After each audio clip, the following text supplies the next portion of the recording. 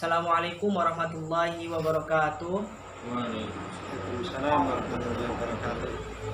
Alhamdulillahirabbil alamin wa bihi nasta'in ala umuri dunya waddin. Wassalatu wassalamu ala asrofil anbiya wal mursalin wa ala alihi wa sahbihi ajmain, amma ba'd. Alhamdulillahirabbil alamin, pada kesempatan hari ini setiap minggunya kita ketemu lagi di acara kegiatan rutin kajian malam Jumat. Dan insya Allah hari ini kita akan ditemani dengan pembicara yang luar biasa dari Sekolah Tinggi Agama Islam Yogyakarta yang kami hormati Bu Diah Amintasih. Jadi malam hari ini kita akan ngobrol terkait merantau ya Pak.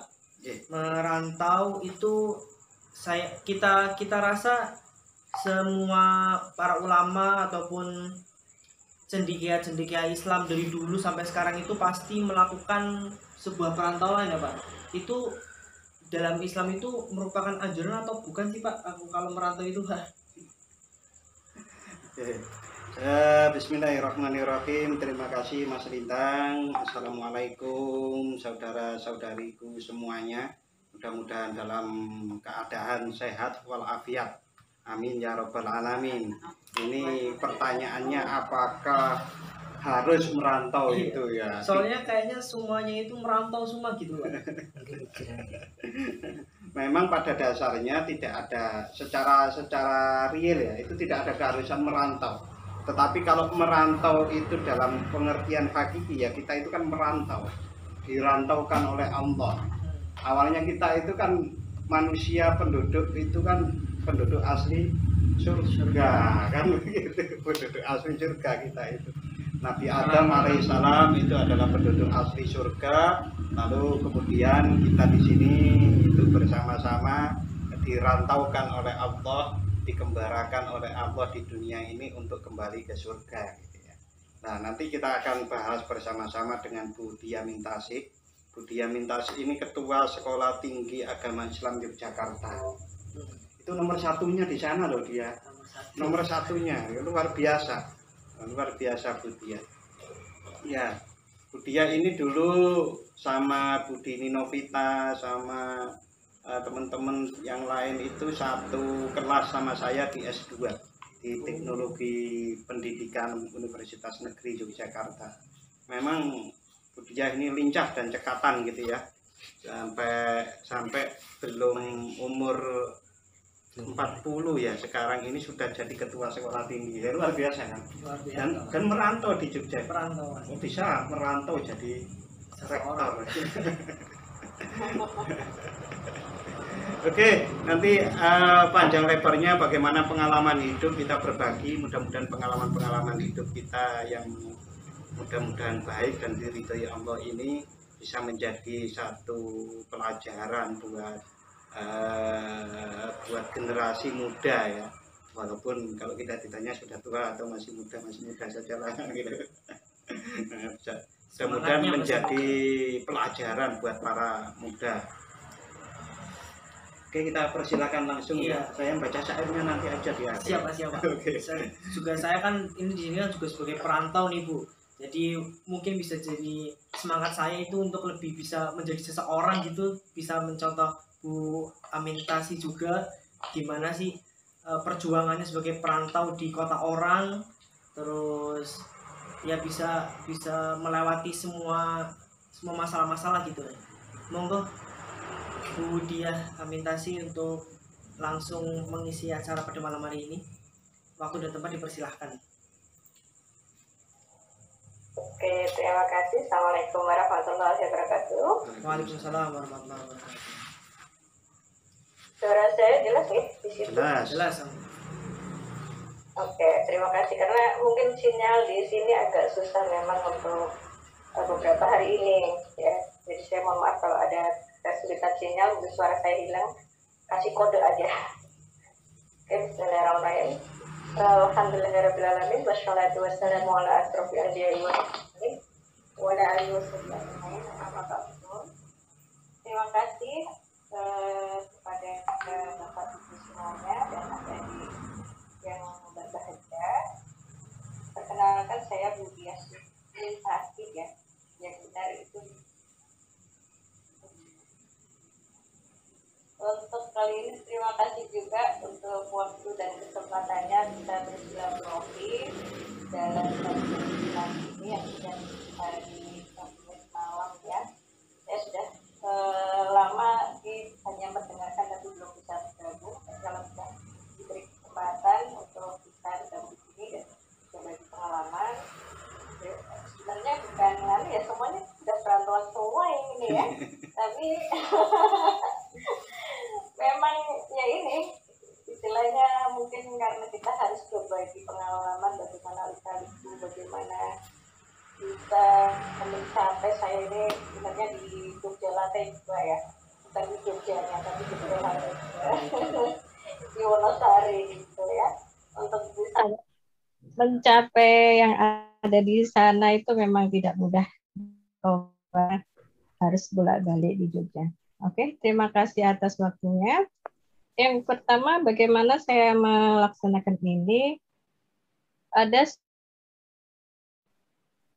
ini ya, buku yang pernah saya baca itu Merantau dalam Menuntut Ilmu. Nah, ini pegangan saya. Bagaimana kita bisa membuat sebuah pengalaman-pengalaman hidup adalah menuntut ilmu. Itu prinsipnya. Nah, hal ini diupayakan sesuai dengan kewajiban seorang muslim untuk menuntut ilmu. Banyak cara untuk mendapatkan ilmu-ilmu itu. Lebih-lebih pada saat sekarang ini ya, dengan yang sangat mendukung dalam proses menuntut ilmu inilah, beranikan diri untuk bisa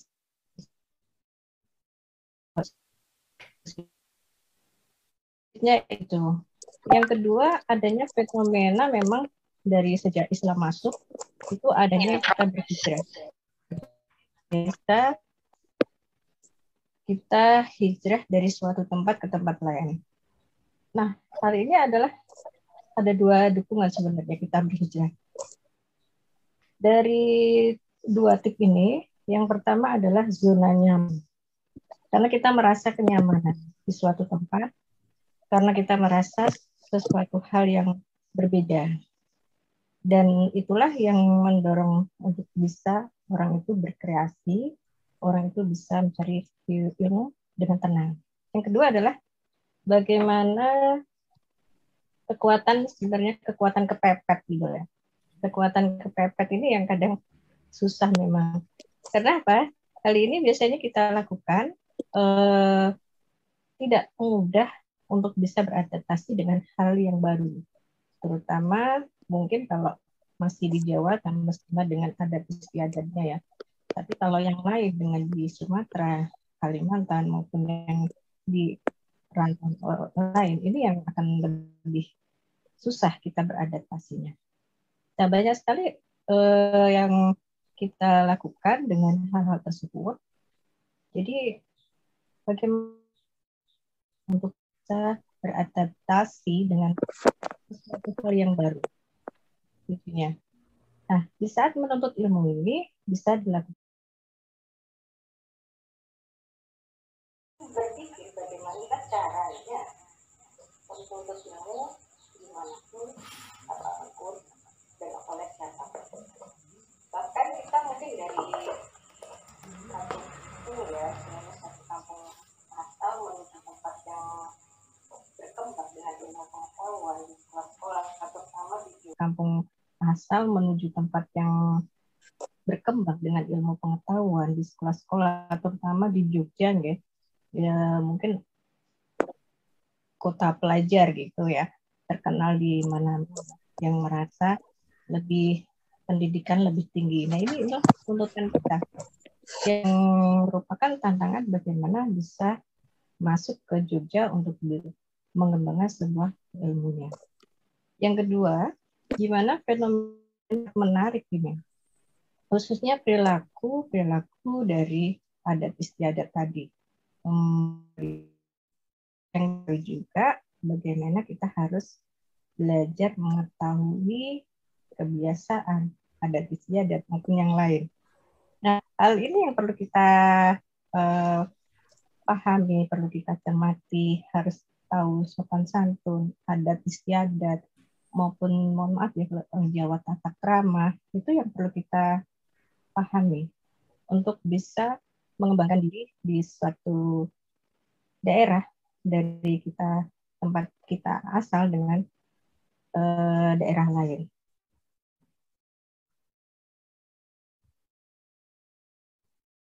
Bahkan mungkin mohon maaf ya,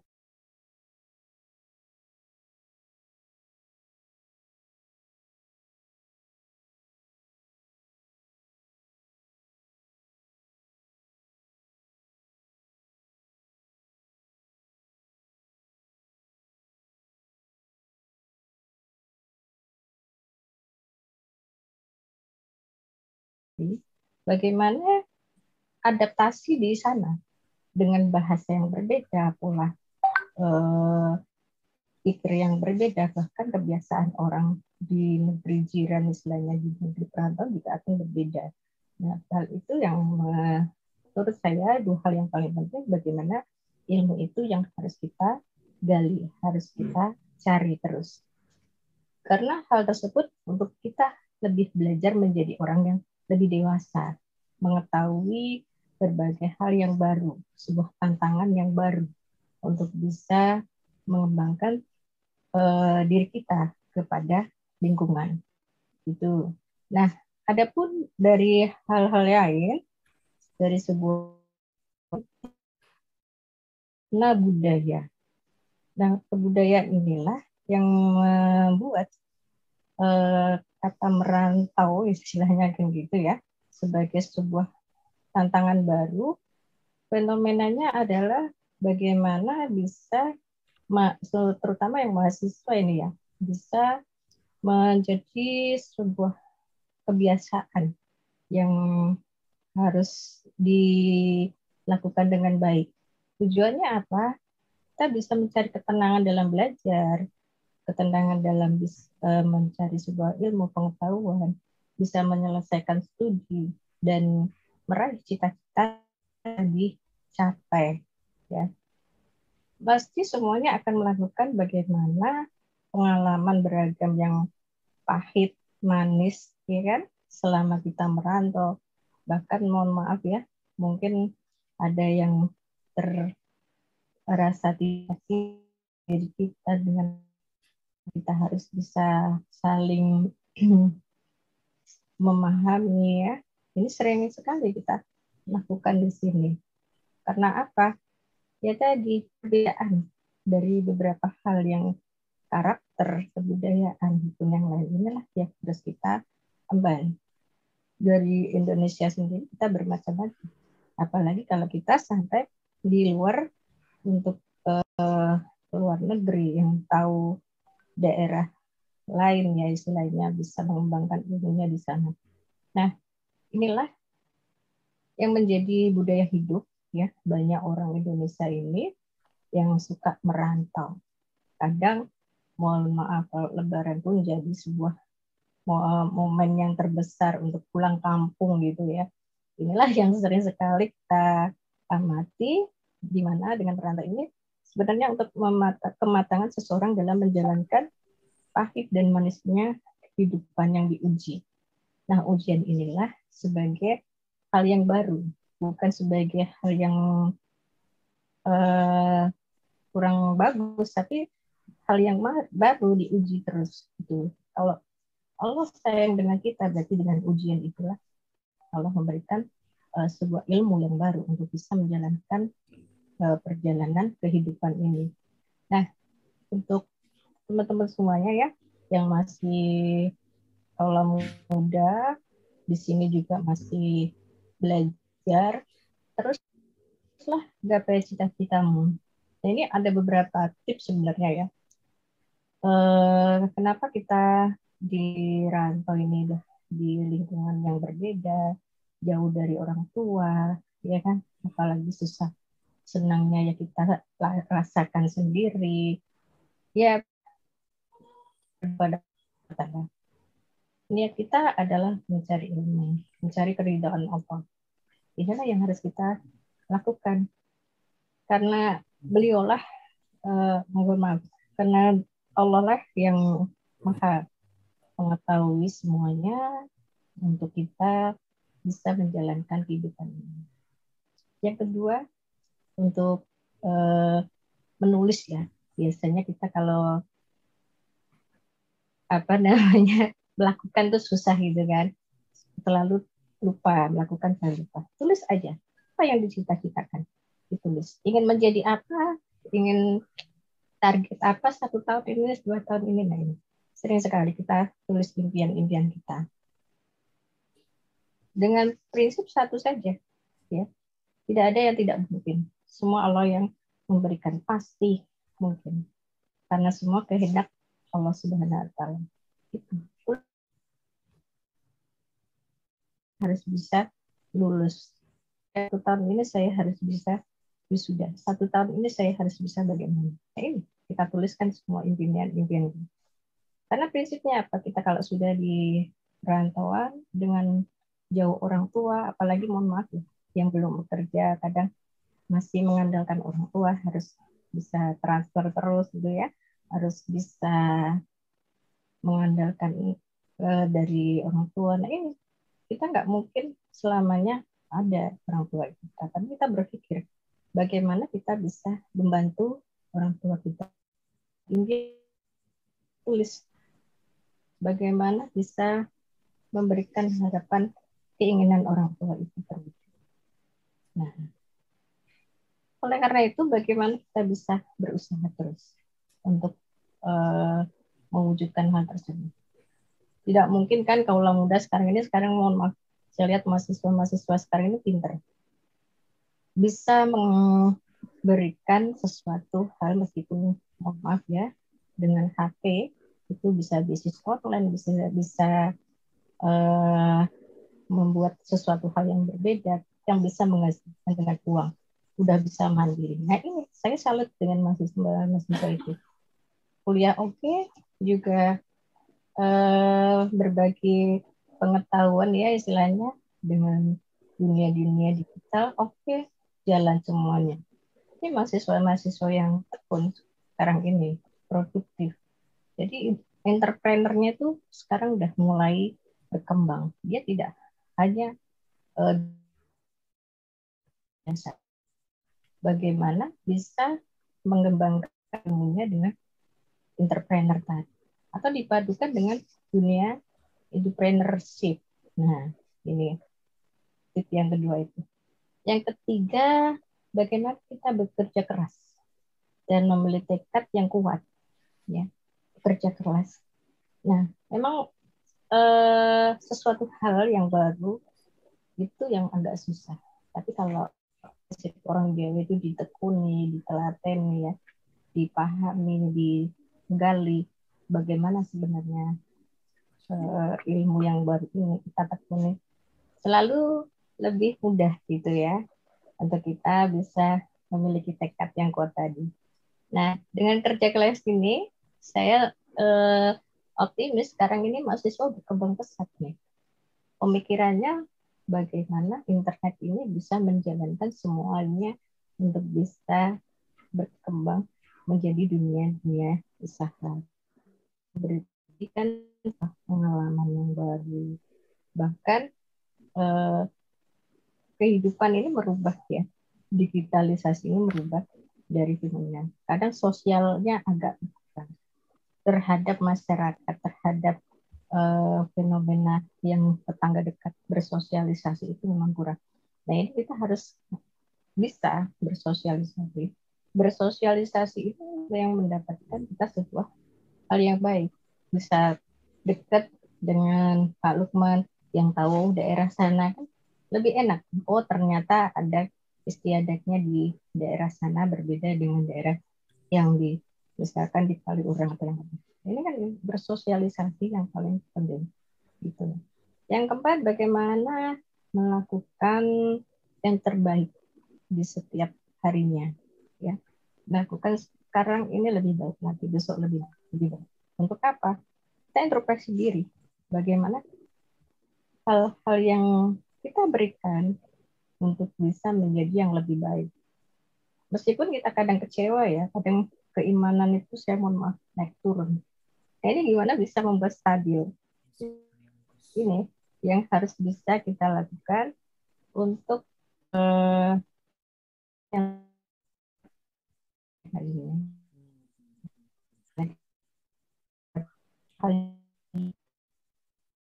itu luar biasa memang kalau kita laksanakan sampai akhir hayat. Sholat duha, saya memang dipesanin dari awal ini ya merantau itu, yang penting jangan lepas sholat duha. Karena meskipun mohon maaf cara kasar ya istilahnya, meskipun kamu nanti di perantauan tidak ada yang menolong, tapi Allah dengan sholat duha itu akan membukakan pintu rezeki gitu. Ini yang harus kita yakini sekali. Dengan tahajud juga ya, sholat tahajud. Nah, inilah realita yang harus kehidupan bisa dilakukan. Yang kelima, ini mungkin tips yang paling agak populer ya, harus hidup hemat gitu ya. Bagaimana kita bisa hidup hemat? Ya seperti tadi, mungkin karena kita merantau harus tahu apa yang kita butuhkan, apa yang harus kita keluarkan, yang kita pentingkan ya, tetapi tidak berlebih-lebihan dalam hal sesuatu. Kenapa? Karena hal ini kalau mohon maaf kalau muda masih minta orang tua gitu kan, ya 1 bulan ini mungkin bisa kasih setepat waktu, tepat dengan tanggalnya. Tapi kalau orang tua kita nggak bisa kasih tahu tepat waktu, nah ini apakah kita harus marah-marah dengan orang tua? Apakah kita harus berlebihan dengan orang tua, meminta harus gitu kan enggak? Nah ini kita bagaimana bisa lebih mengasihi orang tua dibalik gitu, karena sudah bisa sebagai analis ya, biasanya sekarang itu analis evaluation dari Google, dari Zoho, dari Facebook, dari mana itu udah luar biasa ya. Sebagai analisis itu hitungannya per jam-jam, olah komputernya sendiri dengan hasil yang didapat dari sebuah pergub itu lebih banyak daripada yang diterima biasanya bulanan orang. Malah ngirim biasanya orang pemuda sekarang ini yang gelut gitu ya, malah mengirimkan. Orang tuanya juga kaget kadang, ini kok malah dikirim. Nah ini itu sungguh luar biasa yang kerja keras yang tadi.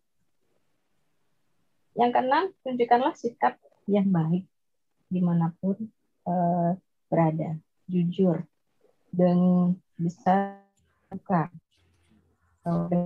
ramah dengan orang. Jadi susah sekali kita ini. Kadang kita udah baik sama orang, orangnya juga kadang jutek ke kita gitu ya. Ada lagi yang berbalik, kadang udah orangnya kelihatannya jutek, ternyata lakukan aja. Bagaimana kita bisa baik dengan orang, untuk jujur sama orang. Ya pengalaman banyak sekali kalau yang tentang hal ini. Nah, saya pernah dari satu di Jawa Timur dengan Jawa Tengah itu, ya pernah di suatu kota itu saya bisa arah pulang gitu kan. Saya yakin pasti akan nyampe Jogja. Ternyata ada fenomena gitu. Saya yakin ada orang yang mengantarkan sampai ke Jogja. Nah, sayangan saya orang ini selalu akan berpikir negatif, tapi yakin Allah akan maha menjaga. Alhamdulillah sampai juga ke Jogja dan orang tersebut saya beri apa itu nggak mau, semuanya ya kalau ibadah. Nah sampai sekarang tuh saya teringat orangnya di mana itu, saya nggak istilahnya karena dia mau minta hatinya nggak boleh, itu nggak boleh, tapi aku yakin Allah yang akan membalas dengan kebaikan orang tersebut. Nah ini banyak sekali yang kita lakukan di setiap hari. Nah yang ketujuh, bagaimana seorang pemuda ya, pemuda sekarang, kaum muda ini bisa memilih pergaulan yang baik dengan pergaulan yang salah. Banyak sekali sekarang yang beredar ya, banyak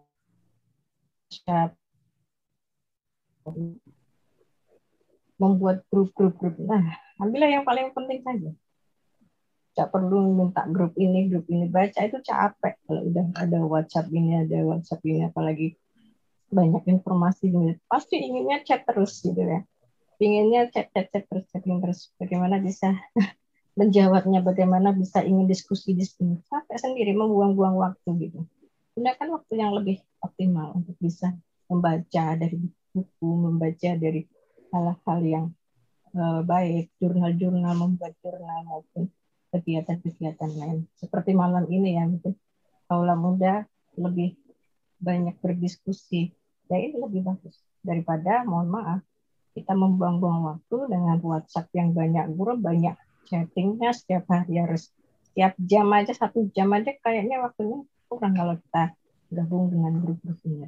Nah inilah yang harus kita laksanakan ya, bagaimana bisa membuat nyaman tadi dengan perantauan tadi, bisa kita kaitkan dengan sama-sama membangun dari diri sendiri untuk bisa melaksanakan hal-hal yang terbaik dan mencapai cita-cita yang kita inginkan. Nah, itu saja mungkin pengalaman-pengalaman dari saya ya, Bapak Ibu, teman-teman maupun kaula muda. Saya ucapkan banyak terima kasih. Untuk selanjutnya kita diskusi ya, Pak Lukman dan Oke. Terima kasih, itu saja dari saya. Assalamualaikum warahmatullahi wabarakatuh. Waalaikumsalam warahmatullahi wabarakatuh. Terima kasih Bu Dia Mintasi sudah bercerita tentang apa yang sudah dialami di Jogja menjadi seorang perantau, bagaimana lika-liku kehidupannya di Jogja. Nah, tadi saya juga sempat mencatat beberapa tips nih Pak, ketika hidup di perantauan. Yang pertama itu ada niat, terus menuliskan cita-cita apa yang diinginkan gitu. Nah, kalau Bapak sendiri itu waktu pertama merantau di Jogja niku ada cita-cita yang ditulis gitu mboten nggih Pak? Ya saya itu sejak dulu itu cita-citanya adalah jadi dosen. Jadi karena memang ada keluarga yang jadi dosen gitu. Lalu ya mohon maaf itu meninggal. Waktu itu jadi dosen terus meninggal agak muda gitu. Nah, saya ingin melanjutkan itu gitu. Ya akhirnya kesampaian juga ya. Dan Bu Dia mungkin tahu juga cerita panjang saya gitu kan. Waktu kita cerita-cerita sekelompok sekelas di bawah pohon kelengkeng UNY.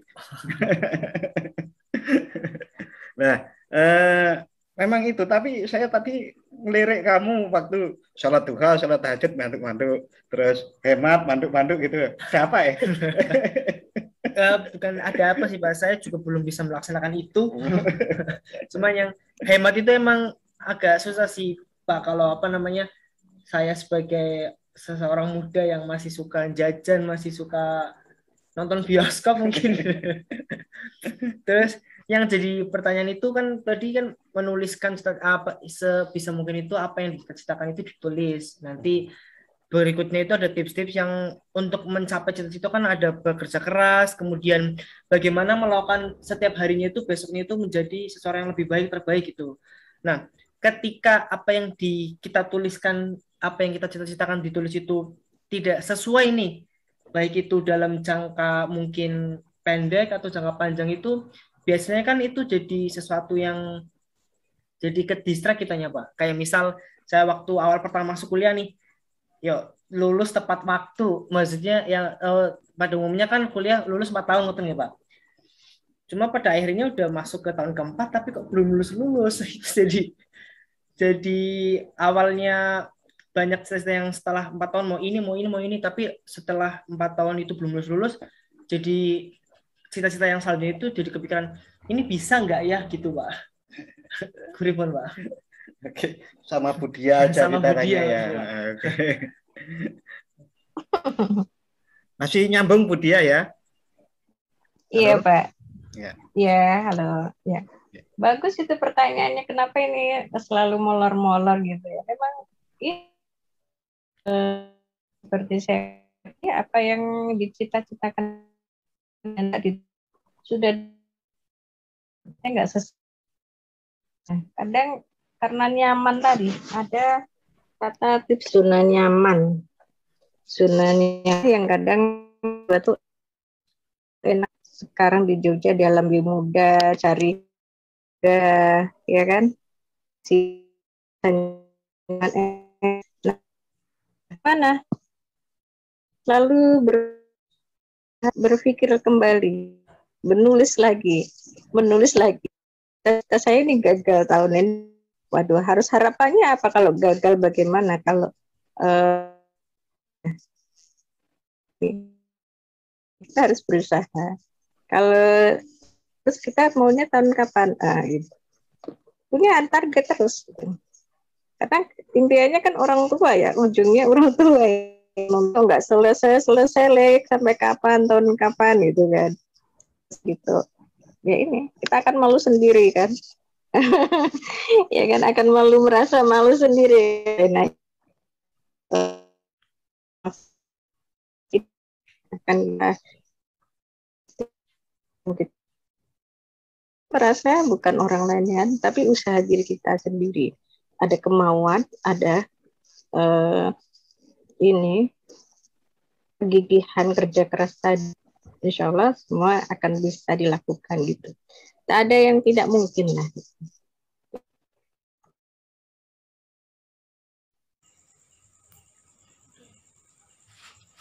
Oke, terima kasih Bu jawabannya. Putus.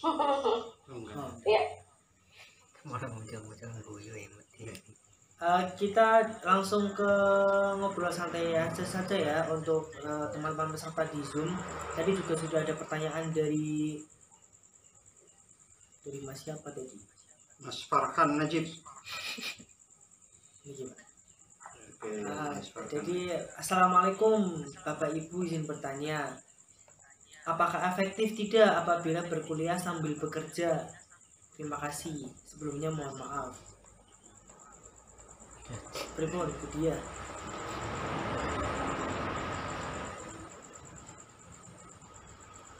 Terima kasih sekali di Farhan ya, kalau saya.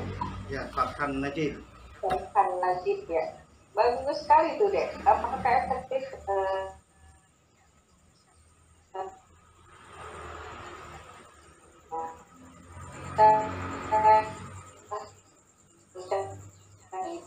Mohon maaf Bu, patah-patah. Cek dulu. Oke, sambung. Sudah dengan dengan kita mau dengan bekerja itu bisa kan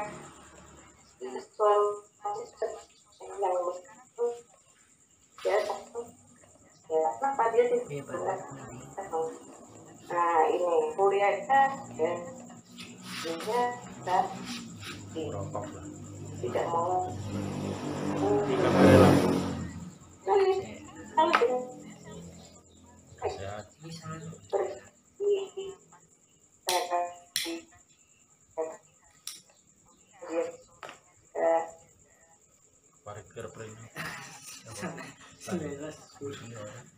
Sini juga sini.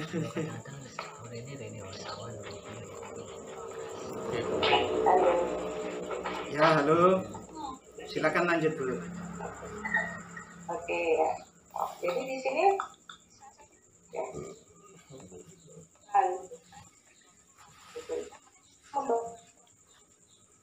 Nah, itu intinya. Yang atau malam untuk kerja. Nah,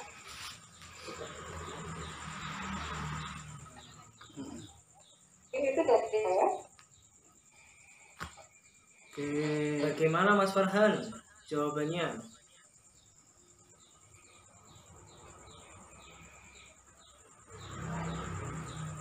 Halo, Mas Farhan. Terima kasih Pak. Ya, intinya bekerja sambil kuliah itu bisa. Boleh. Nah, kalau kuat. Kalau kuat, ya kalau nggak kuat. Kadang kalau nggak kuat ya cari beasiswa. Beasiswa ya. Beasiswa orang tua atau beasiswa Pak? Oh, enggak, banyak sebetulnya peluang beasiswa itu. Kuliah itu banyak peluang beasiswa. Ya, walaupun ongoing ya, dalam pengertian tidak sejak awal kita kuliah itu sudah dapat beasiswa. Tetapi kalau kita berusaha, berdoa, insya Allah kita akan dapat.